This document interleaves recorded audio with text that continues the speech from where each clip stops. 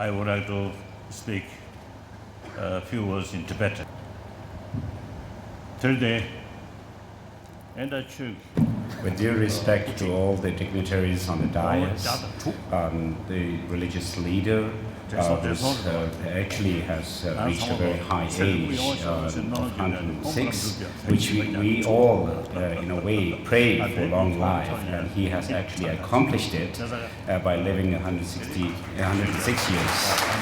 I felicitate him, and then all the dignitaries, the Vice Chancellor and others on the dais.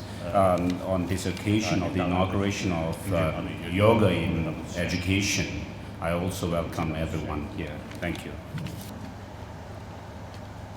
Now, I want to use my broken English.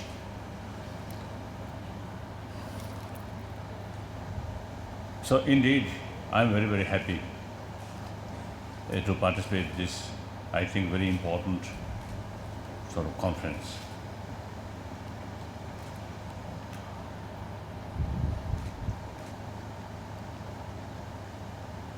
And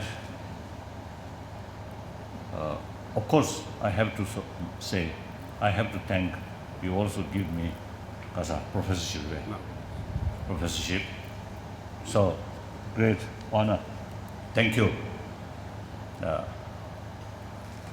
And some universities in America and also in India is to give me that kind of professorship, honorary professorship. Then I usually is telling them,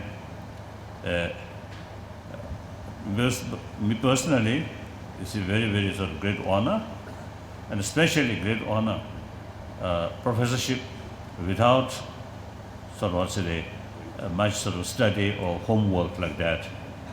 And sometimes I describe hopeless professor, because you see, I have firstly no time to homework, and you see, not much time to teach the students, concerned students. So therefore, from that respect, from viewpoint from that way, I am hopeless professor. So in any way, I feel great honor. Thank you.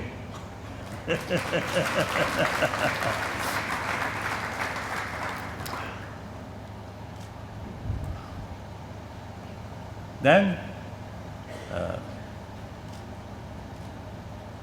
I think firstly I would like to say a few words. India, I always consider home of many great thinkers.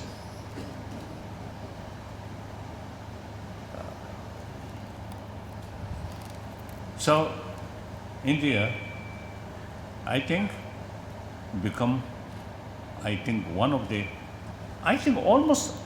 the civilization where much sort of thought about reality, not just worship or something like that, but you see, investigate what is the reality. So, I think among Egyptian civilization, the Central Valley is Indus Valley sort of civilization, and Chinese civilization. Of course, all these civilizations, I think, very rich sort of cultural heritage. However, in the philosophical field, investigate about reality. I think India's civilization, I think, really become very, very significant.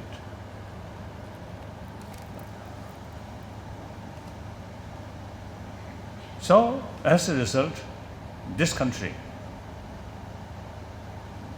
over 2,000 years, I think over 3,000 years, the concept of ahimsa, you see, become part of Indian cultural heritage. With that, it's religious tolerance. Now last, I think over 1,000 years,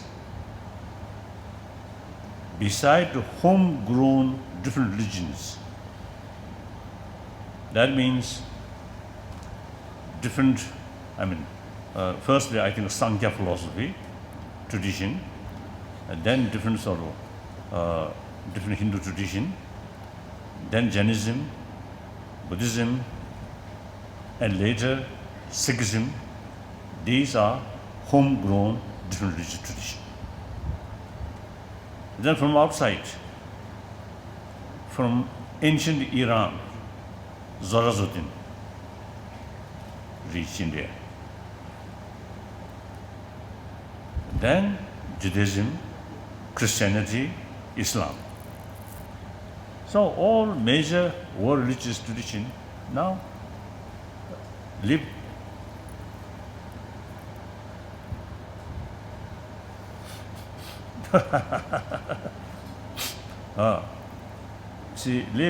basically live, I think, 1,000 years, live very harmoniously.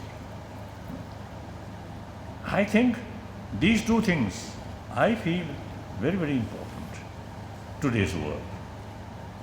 Ahimsa, non-violence, is very relevant to today's world. Then religious tolerance, harmony among different religious traditions. That also very, very relevant to today's world. Look in human history, violence, war is part of human history. Sad. Okay, in ancient time, war means mobilized violence, sometimes legalized violence. 1 or 2 persons killed, murderer, got a punishment. But killing thousands people call hero. Actually, I think the much serious violence, war means much serious violence. It is part of human history. However, due to modern technology, you see, the power of instruction, power of destruction, much increased, including nuclear weapon. So, from war, destruction now really become unthinkable. I personally visited Hiroshima and Nagasaki. So actually,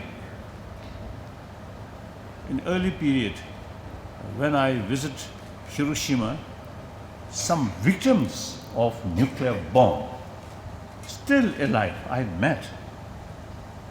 Really terrible when they explain about their own experience and that moment towards the situation. Really very, very terrible. So now today, I think in any way, the 20th century becomes century of war, century of violence.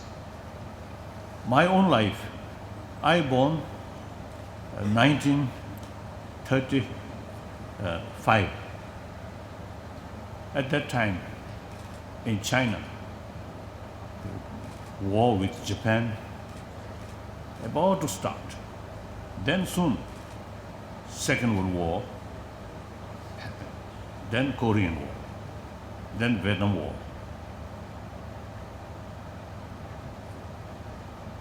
According to some historian, they say in 20th century, through violence, about 200 millions of people killed. And then through war, immense damage. After Second World War, the European continent really faced a lot of difficulties. When I sort of heard, you see, those older generation who witnessed that event and actually experienced difficulties after Second World War, really terrible. So therefore, now that kind, the amount of destruction and suffering really brings new shape of world, then violence can be justified. But that is not the case. Beginning of this 21st century, some unhealthy sort of, violence here and there, not worldwide, but some you see violence. These are clearly symptom of the past mistake or past negligence. So therefore, now since, you see, in order to solve problem, in order to solve disagreement, you see, use violence, use force is absolutely outdated, dangerous. So now, there is no other alternative. Problem, disagreement, different interest, always there. So now we must find ways and means to tackle these sort of differences, these sort of source of conflict. That's the dialogue. So therefore, I often is telling, 20th century becomes century of violence, century of bloodshed. Now this century should be century of dialogue. So conflict, source of conflict, always there.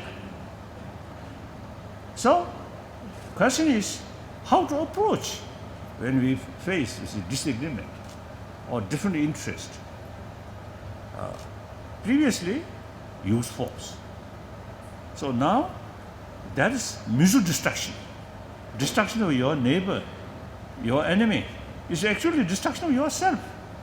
That's the reality. Now today's world, heavily interdependent. That's the very nature of the today. Today's reality. And the ecology, different, that becoming delicate. So war, immense damage about ecology. And spends billions of money for war material. Also, you see, very damaging about the environment. Look, former Soviet Union, what happened? Now today in China also. So therefore, from the viewpoint of ecology, no national boundary.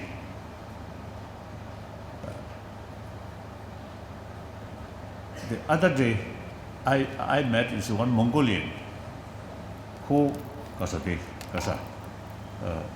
astronaut.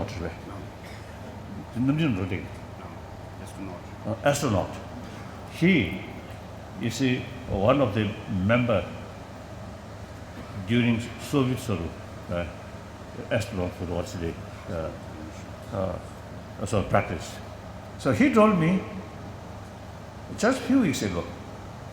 He told me when he was in space, he said, look, world, so beautiful, blue planet. And he automatically developed some kind of love of blue planet. So since then, he dedicated for the protection of environment. So like that, look from space, no national boundary. One world. So therefore, you see for ecology the problem. And also global economy, heavily interdependent. Now look, after Second World War, during Cold War, so because of economy interest, even different system, different philosophy, but they have to find coexistence. Right? The practical necessity. So that's today's world. So therefore, the only thing is when we face some sort of disagreement, so different sort of interest about causing violence. We must find peaceful solution. That's the only way. Now how to build genuine sort of spirit of dialogue, full of anger, difficult to develop genuine, meaningful dialogue. Even if some people feel dialogue means signs of weakness, violence is a sign of strength. Totally wrong conception.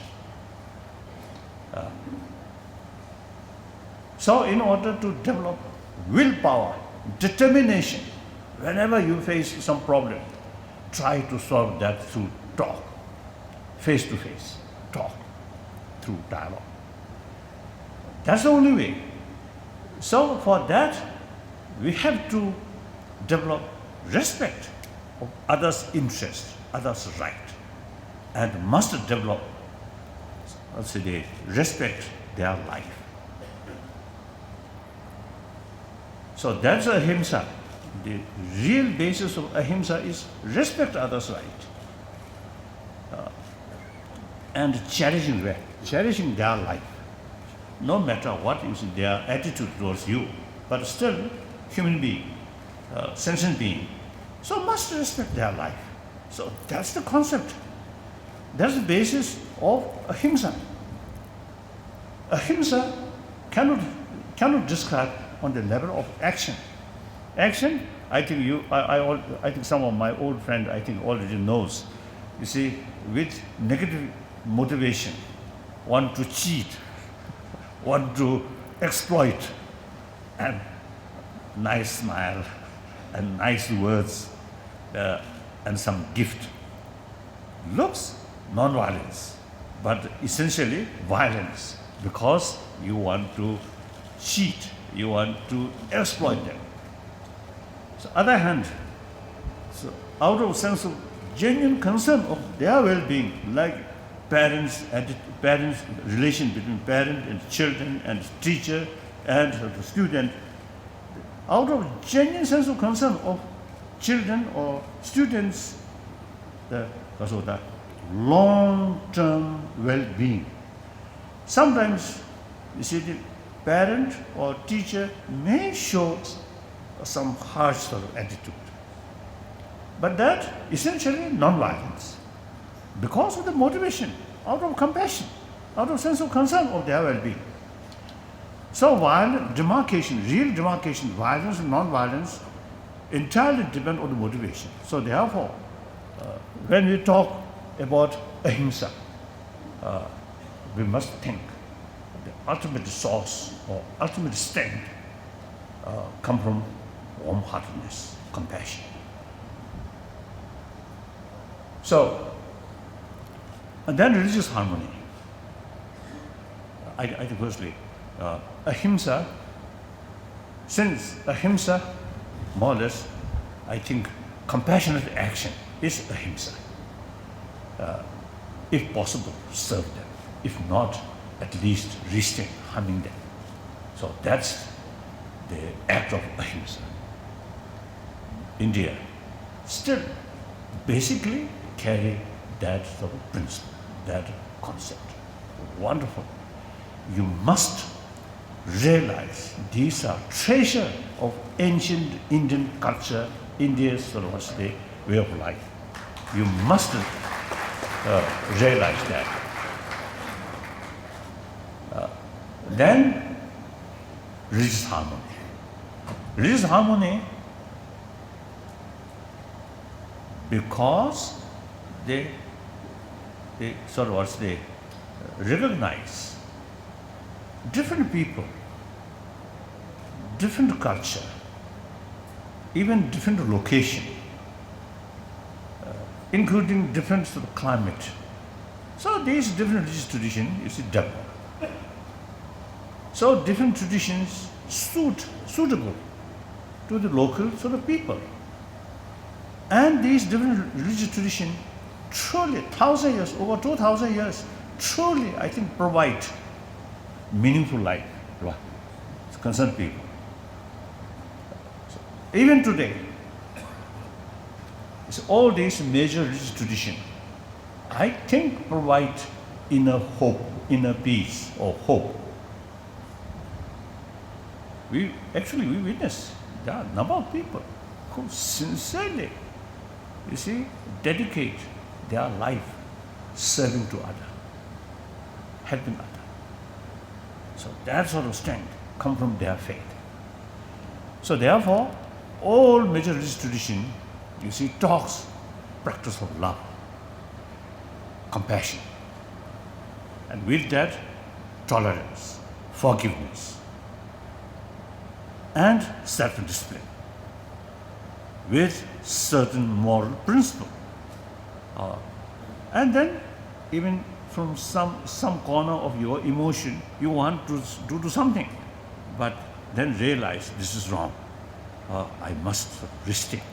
That's the self-discipline. Genuine self-discipline is out of awareness, long-term interest, then restrain some harmful action which long run very, very harmful to oneself. Self-discipline does not mean it's some kind of order come from outside. No. Out of awareness.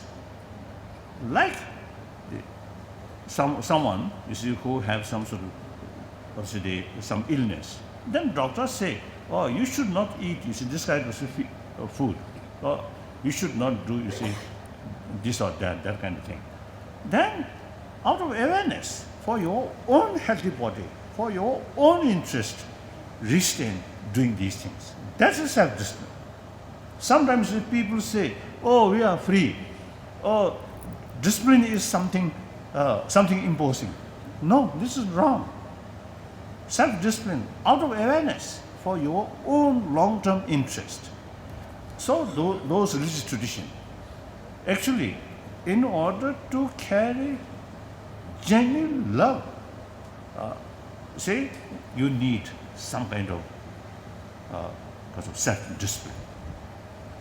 Then also the personal sort of lifestyle, more contentment. That's also important. Now look, global level, huge gap, rich and poor.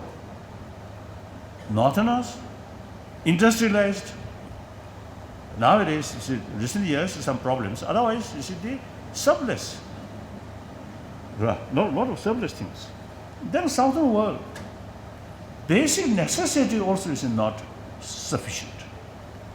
And within country, look India. Some big city, a big building owned by one family.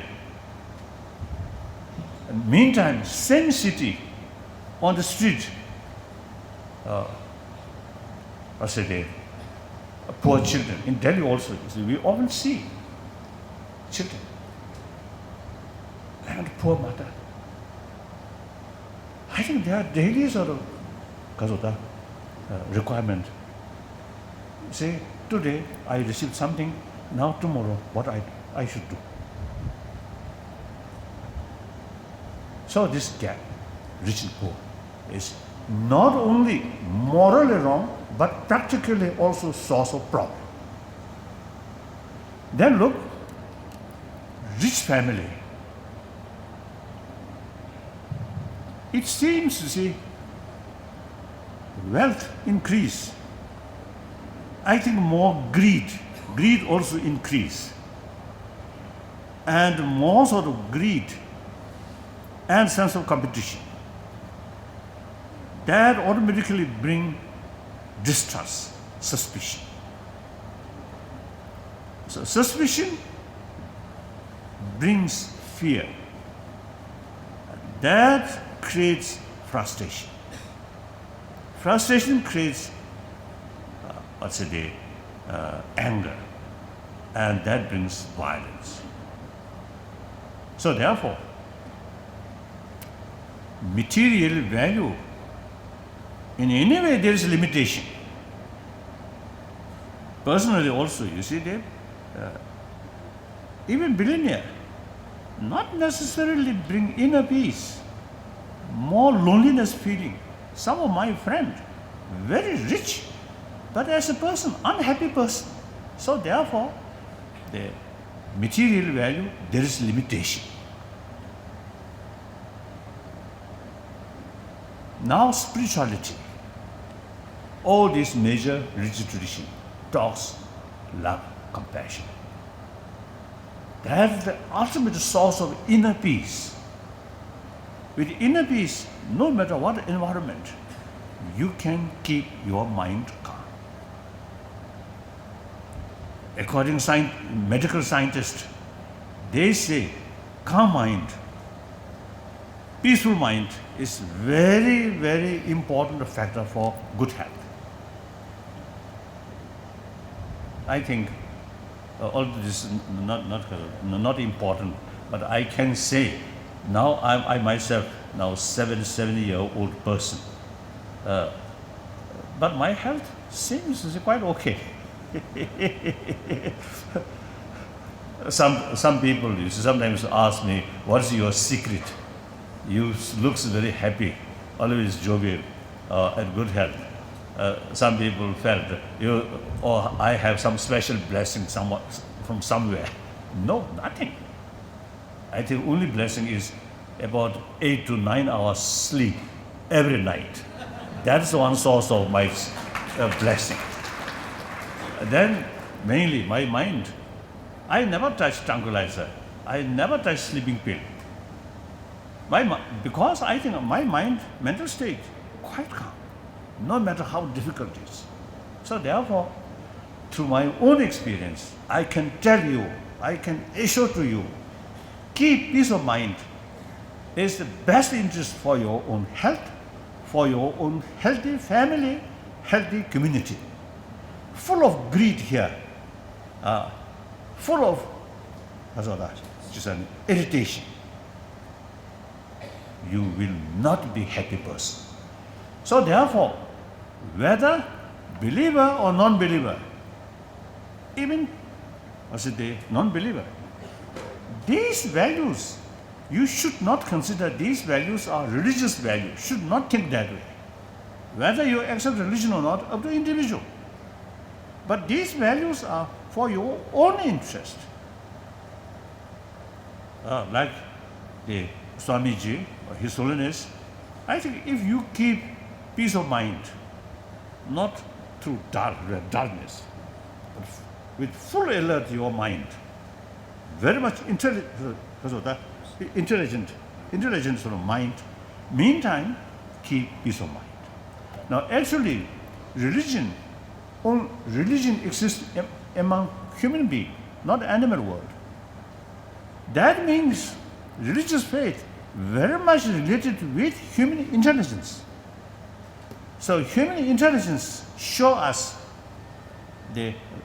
what is the right kind of emotion, what is destructive emotion, showing us the guide. So therefore, religious faith and sort of reasoning, awareness from brain must go together. Emotion more related with heart. Anger, hatred, love, compassion, much related with emotion. Then here, intelligence or brain have the ability to show what kind of emotion is harmful for yourself, for your family, for your community.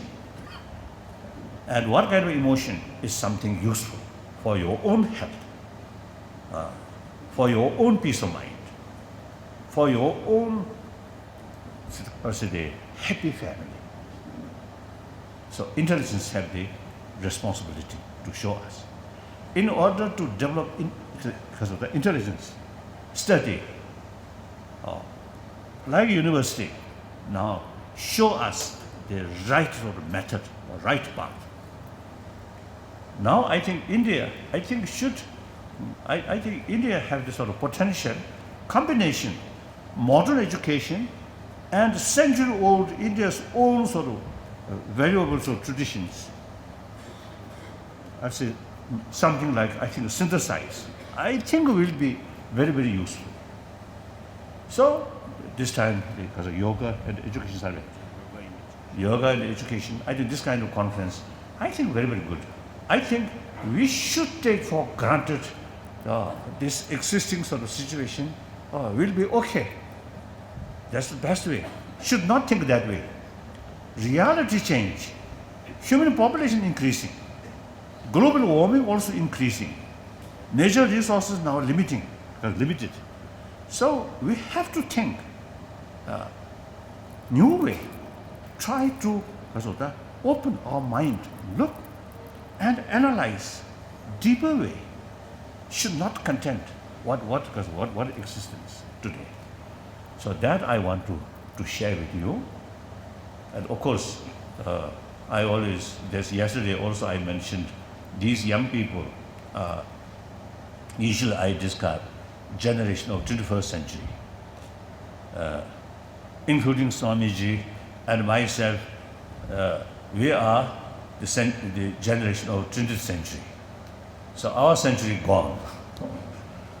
Now your century, 21st century, these young people, actually below 15, 20, 30, these people are truly generation of 21st century.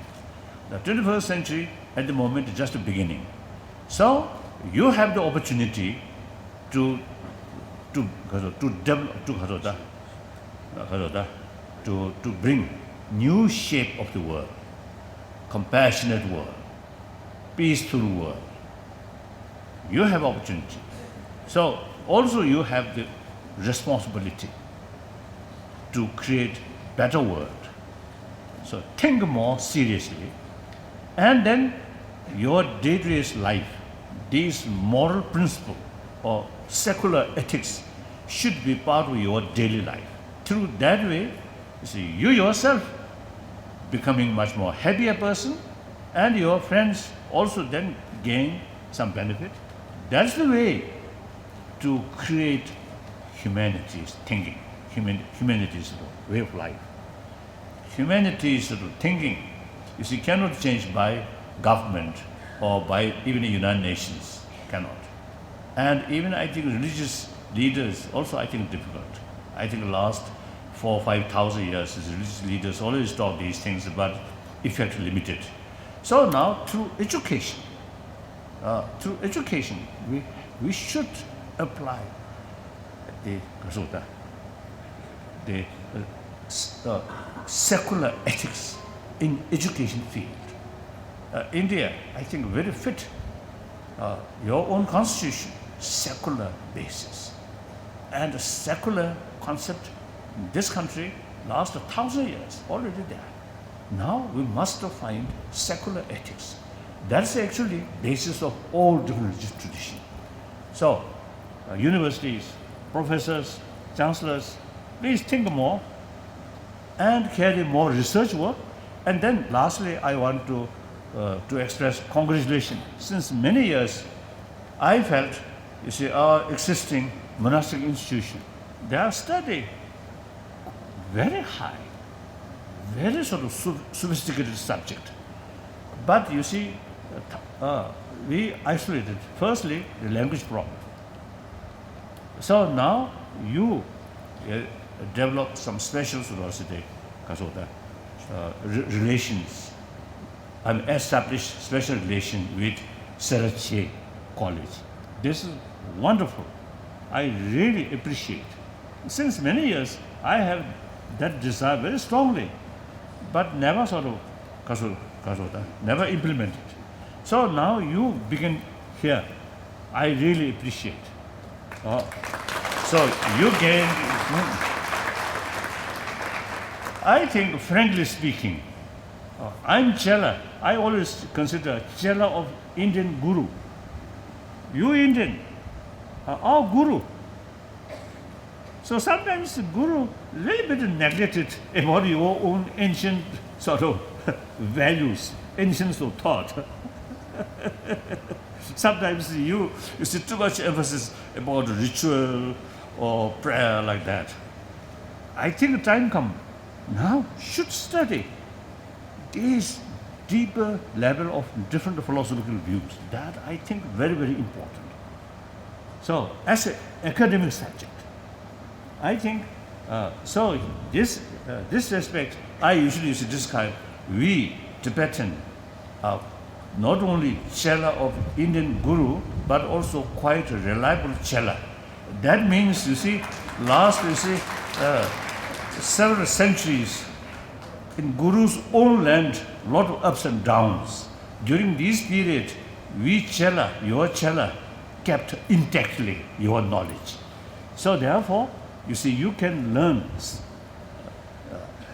from Tibetan scholars about your own 1,000-year-old different philosophical traditions, philosophical views. Very useful. And then particularly about mind, psychology. Usually I call science of mind. Although you see mentioned Buddhist literature, but I usually make distinction. These are science of mind, not religion. Usually I make this distinction, Buddhist science, and then Buddhist philosophy, then Buddhist religion. So whether you take Buddhist religion or not, that is up to individual. I always emphasize one's own religion, traditional religion is most important. So it is much better to keep your own traditional faith. But these Buddhist science and Buddhist philosophy is something universal and take as an academic subject. So these two fields, I think they really worthwhile and useful exchange like that. Buddhist science of mind, and I think you, as a sort of rocket scientist, I think your subject, whether relevant or monks, I don't know. But anyway, really sort of very, very helpful. Last 30 years, after sort of the serious sort of discussion with scientists, I learned many, many useful things about matters, really helpful. At the same time, many scientists, they found very, very useful, practical information about mind, about emotion. Knowing more about emotion and mind, then easier to deal these, destructive emotion. Through prayer, will not go away, this destructive emotion. Destructive emotion must deal with positive emotion. That's the way, out of knowledge. So, that I want to talk. That's all, thank you. Some questions, some questions?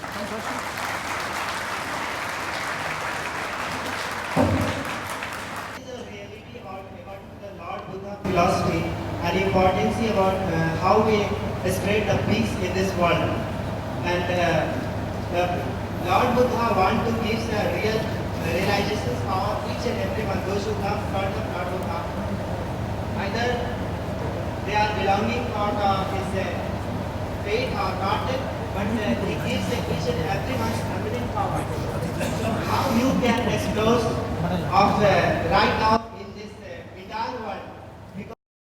Eminent spiritual leaders, so each and everyone hope at least you can give some special hope, the rays of light about spirituality and how the peoples, each and everyone, those who are belonging for the spiritual professions or not belonging, either they belonging for the businessman, whatever their professions belonging, for they can get complete compassion and a spiritual profession.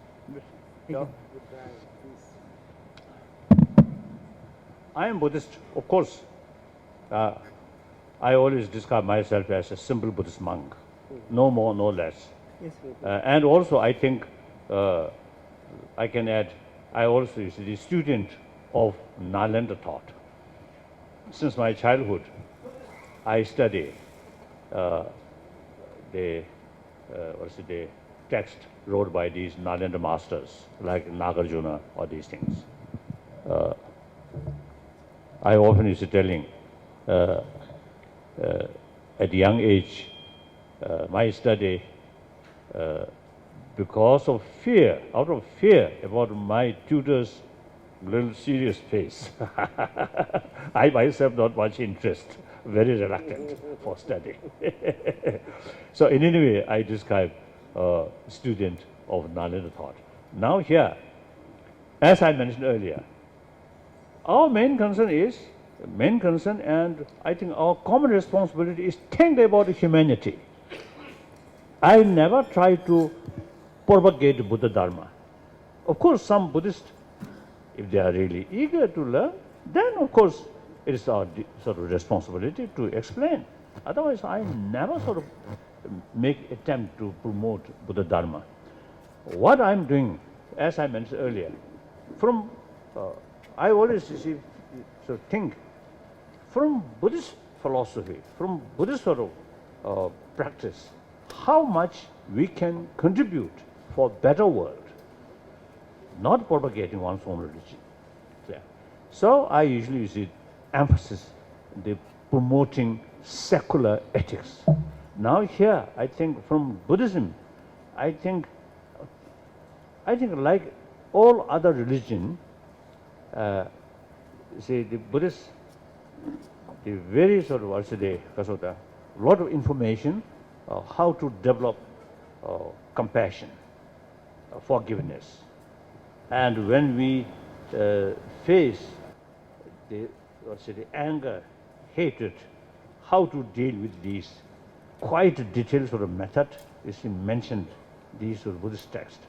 That not as a Buddhist religion, but simply, you see, simply sort of how to deal with these destructive emotion. So that's why you see some scientists, mainly in America, already you see carry, and India also you see some, you see already you see carrying these things as an experiment like that. So this one thing. Then about unique Buddhist sort of from Buddhist philosophy, I think one unique thing is no independent absolute. Everything interdependent. That concept help us to develop holistic view. That sort of concept come from Buddhist tradition, Madhyamika tradition. However, it can apply in business field, or political field, or in every field, environment field, or international relations field, everywhere. You see that concept is very relevant. That concept now, when we face some problem, usually our negative emotion needs some kind of independent, absolute target. Now, for example, anger. You see, you need some absolute target. Once second thought, now this is not only that, not only due to that, but many other factors. Now, for example, out of 10 people, your neighbor, one you pick up, oh, this is my enemy. He always create problem for me. At that time, you see your mind, your emotion, focusing that person. Then, even if one my American student,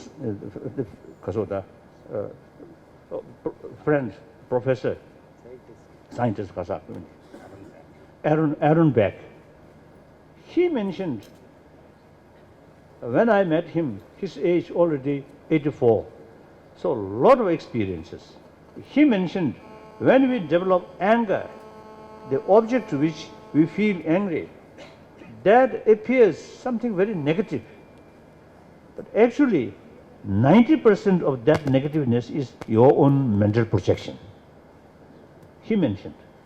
He is not a religious person, scientist, experienced sort of scientist about human sort of mental disturbances. So therefore, once you see we have, you see, the more holistic view, now this troublemaker, you see, happened because of that factor, and including your own behavior. Then the intensity of anger automatically reduces. Clear. So holistic view is very, very useful. So many scientists, my friend, many scientists, they really fond is this concept of interdependency, like that. That I think we Buddhists can make some contribution. Like that. That's all. Thank you. Next question now. Next question. My name is Jyoti.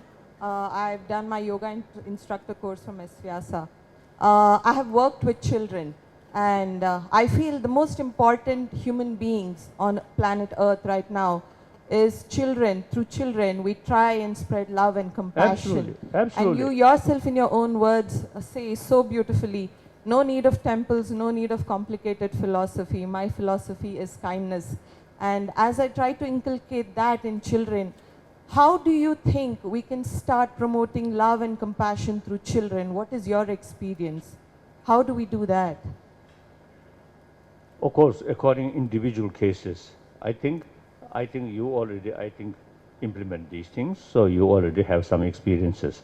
Now, my main concern is the humanity or whole world, global level.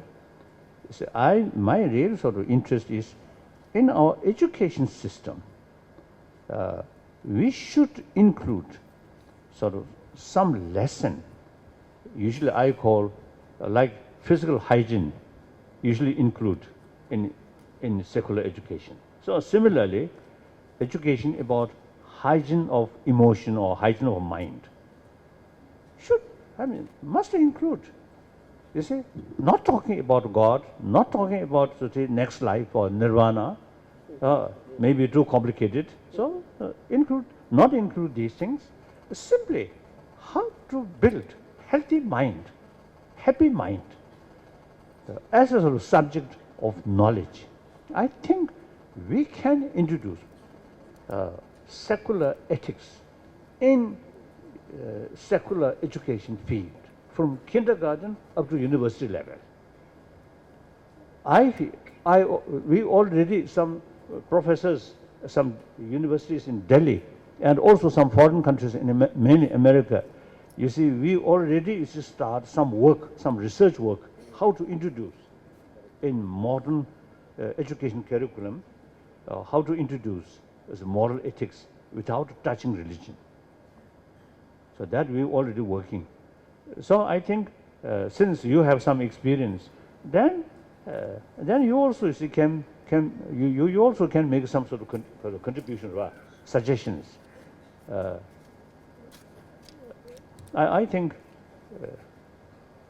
you are here in Bangalore. Oh, so if you have some concrete certain ideas from your own experiences, then let us know. I think next month we're going to have some next month, I think January in Delhi, we will have some bigger conference. Okay. Participants from America, from Europe, Wonderful. From Japan, I think from Taiwan maybe, or from India, of course. So I think we really now trying to some kind of make draft, or usually I describe map of mind, Map of mind. or map of emotion. Firstly, that's an academic subject, map of emotion, map of mind. Then identify such emotion is very bad for our health. Such emotion is very good for our health. Then you see the second level, like I think science. Firstly, it matters very simply the reality of that particle. Then next, what particle is useful for us, what particle harmful for us. Similarly, mind. Firstly, map of mind. So, thank you. Thank you so much. How our holy monks are trained in bringing peace in the world and in between the religions. I already mentioned. I think I already answered that question. So, I feel the secular way to educate people in education field, so that can be universal. First, I think some school, as a sort of, the experiment project, say, carry these sort of lesson. Then, after few years, say 4 years, 5 years, some sort of significant positive result there, then we can expand 10 schools. Through that way, 100 schools. Then eventually, I think state level. Then I think national level. Eventually, like UN, you see, can discuss these things. And it's a worldwide sort of movement. That's my hoping, my thinking, like that. These are not simple, isn't it? So the only way, no matter one single religion is a wonderful religion, but never be universal. So this problem, the whole humanity now facing. So the method to reduce this problem should be universal. Universal way. So the education is something universal, like that. The secular education, like that. Thank you. Thank you very much.